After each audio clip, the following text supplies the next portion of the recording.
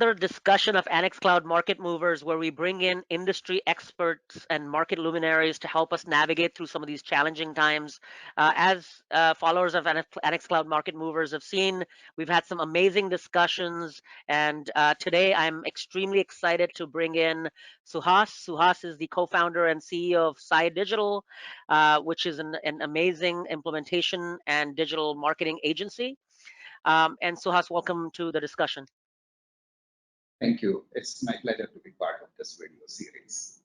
Wonderful. And Suhas, so, through these discussions, we have been having a lot of conversations around the advent of digital transformation or the acceleration of digital transformation. One of the notes that I saw last week or this week across LinkedIn that was really trending is the movement towards digital very, very quickly. One of the trend graphics I saw is digital commerce specifically from 2009 to 2019, in a decade, grew from about 5.6% to about 15%. And then in 2 weeks in 2020, it grew from 15 to 27%. So it's done in, what would have happened normally in about another decade has happened in less than 2 weeks. That means a lot of things to our customers.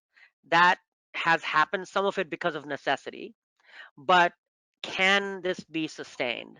And at the same time, there are operational challenges, there are implementation challenges, there are marketing challenges that these things bring to sustain some of these things. So my first question is more broadly around what advice would you give to marketers as well as to CMOs around what digital marketing techniques and things that they can do to adopt to this new normal? And from a infrastructure perspective, whether it's commerce or other customer experience infrastructure, what should they think about to adopt and keep up with this growth? Yeah. So yes, I think my observation on this has been similar, and my observation comes a lot from the Asia Pacific, and that which is what our playing field is. And we have met a lot of customers during this time. For example, if you see Singapore, then Singapore actually there has been almost 40% growth in online buying, and that's a huge number actually. And Yeah. when there was a survey done and people went back and then they found that 3/4 of those people were saying that they're not going to go back to the old normal. They're going to stick with this.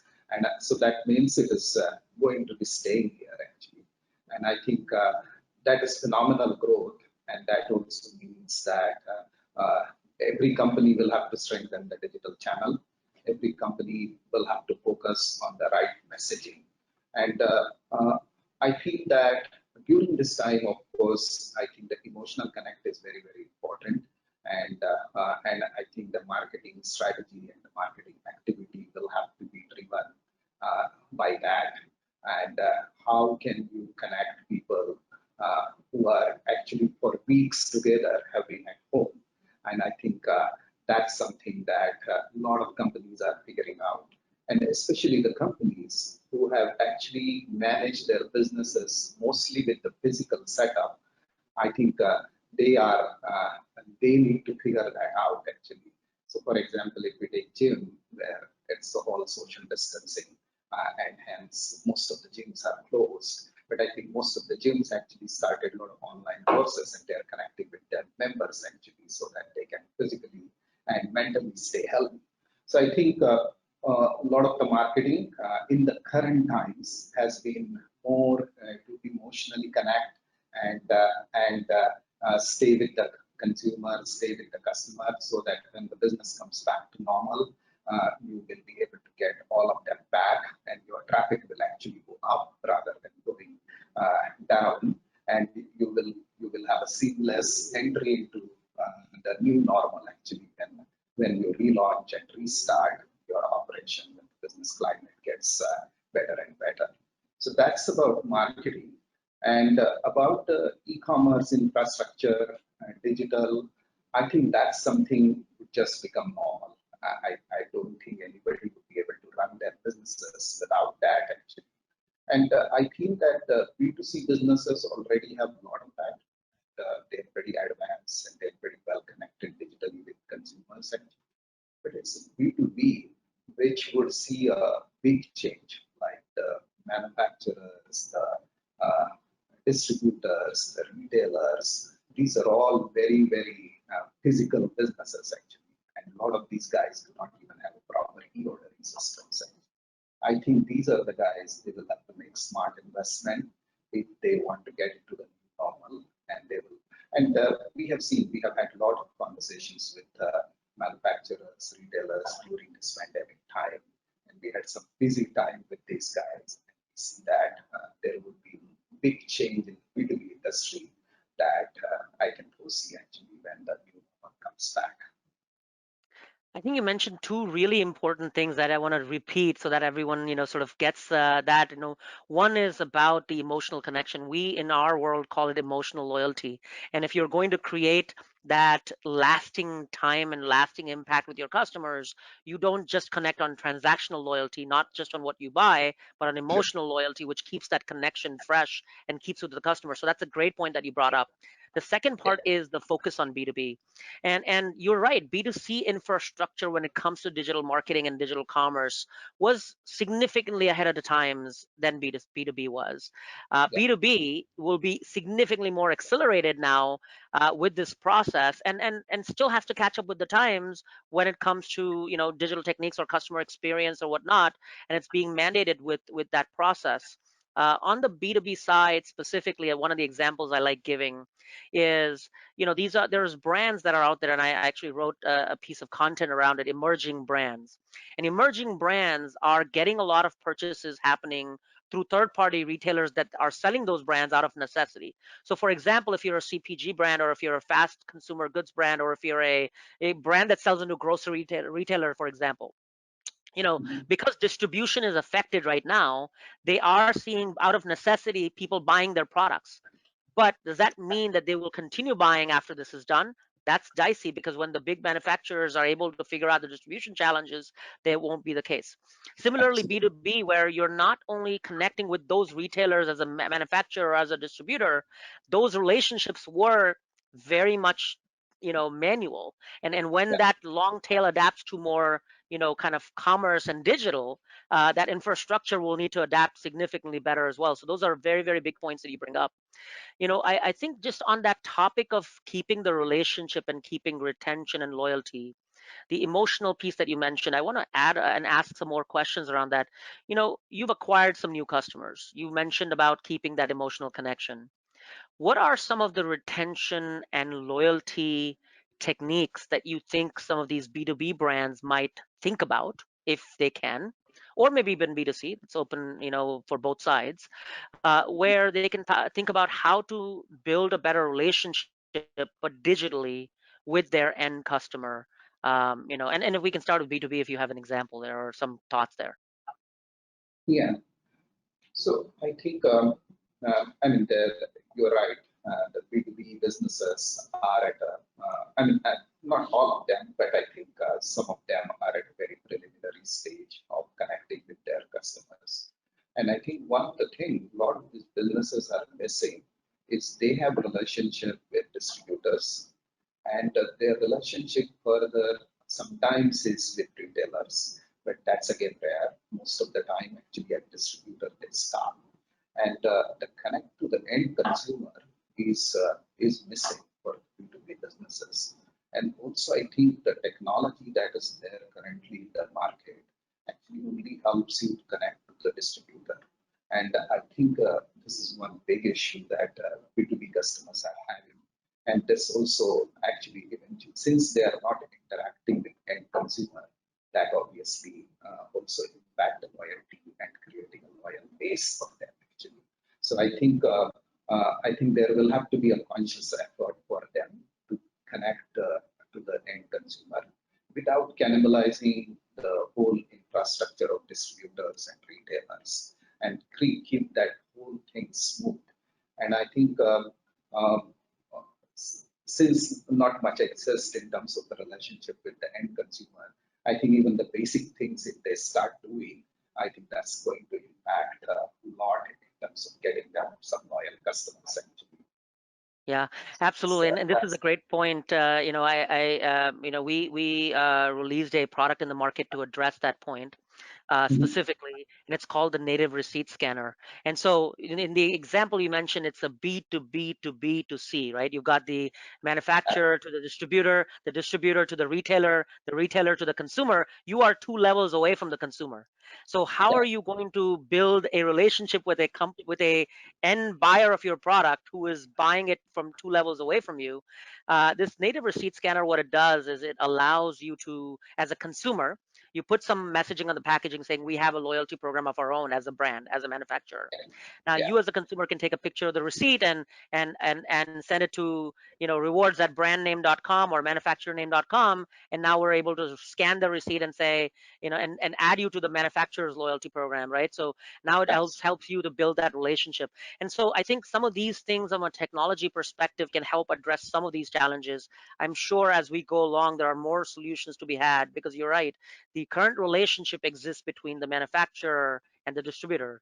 It may not exist to the end consumer, but if you're going to build retention truly, you have to incentivize the entire supply chain all the way to the consumer. absolutely. Yeah, yeah, That's great. yeah.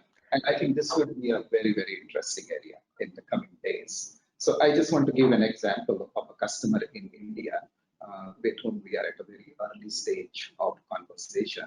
And this is an interesting company.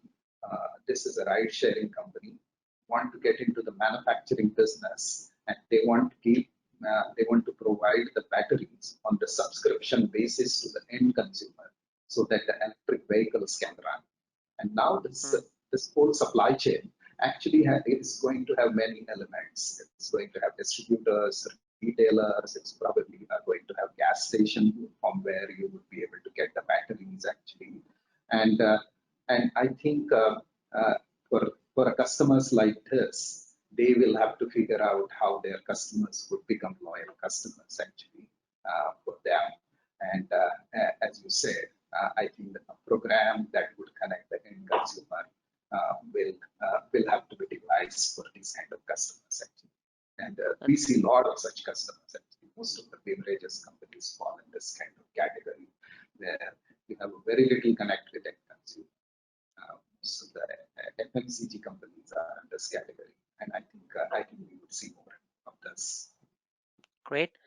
And so if I may ask, one broader question, which is, we fell into this amazing shock mode, right? So everyone is just, has their guard up, and rightfully so, right? I mean, many people really suffered through this. If they're retailers, they have to figure out store openings. If they're manufacturers, they have to figure out distribution. They have to figure out their own factories that may have been closed that they have to restart. So a lot of things have to be worked out individually, right? But at the same time, we have a two-pronged challenge. We focus on just that with less resources potentially in some cases, Mhm. and figure out how we can get back to normal. But at the same time, the normal is not the same normal. So what do I focus on? And it's always a challenge, especially in 2020, right? And 2021, as I'm starting to plan, am I going to focus on operational challenges? Am I going to focus on future, work?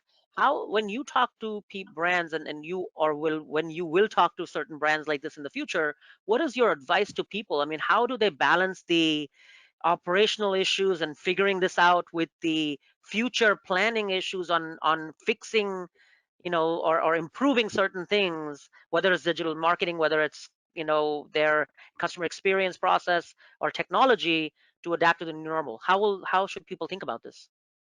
Yeah. So actually, these we have actually been speaking to a lot of these customers, and we understand that at this point of time, their challenge is even getting the people to work in the factory, and the factories are closed, and they need to get back to the normal as soon as the right time comes. But what we are also seeing is that that may not be a very difficult process for them, since they will be able to manufacture, since they have all the processes in place, and they have all the infrastructure in place. Of course, it will have to be revitalized. It will have to be made for new normal, and it will people have to follow the social distancing and things like that. But I think that challenge is something that they would overcome. That's my feeling. I think where they would really have to focus, and what we have been advertising is that three things that we are telling them is invest in your loyal customers and create more loyal customers. At this point of time, some of our customers actually are going for deep discounts, and I think that can probably create some kind of financial instability, and that could result into a bad customer service. So it's a vicious circle. So I think what they really need to do is focus on loyal customer, build their business around that, and sell through this situation. And then I think when they restart, they would have this loyal base, which actually can help them to grow. So that's one of the things that we are advising them. And the second one, of course, is to build out the digital channels, because I think the e-commerce will be a new normal. And so we are telling them to invest in e-commerce, invest in the create the right marketing messaging actually, and put the right marketing automation in place. So these are the three things that we are telling them to invest. Of course, the operational things, I know that those are challenges, but those kind of beyond what we can help them actually. Of course, wherever we could help them to smoothen their supply chain by connecting everything through the digital channel, we can help them on that. But the physical infrastructure is something that they will have to get back, and I feel that that would be less of a worry. I think it's the new customer that they will have to face, and I think they will have to get ready for that. That would be a bigger thing that they will have to. That's my feeling actually. Wonderful. Focus on your loyal customers. Make sure you invest in your digital commerce channel and grow it, and focus and double down on digital marketing and marketing automation. And so, if customers in the Asia Pacific region want to reach out to you, Suhas, or reach out to your agency, your company, how do they find you or find your company? We are pretty active on the LinkedIn, so I think our LinkedIn page is the right place to come to the website, or even if they go to some of our partners like SAP, and I think I'm sure they will be able to help them to reach out to SAI. So I think it's pretty simple for them to get to us. Awesome. Suhas, this was a great discussion. I appreciate the time. Thank you again. And for everyone else, if you want to check out more such discussions like the one we had with Suhas, please go to annexcloud.com/market movers. Suhas, thanks again, and bye for now. Thank you. Thanks, Al. It was very nice talking to you, and it was great discussion.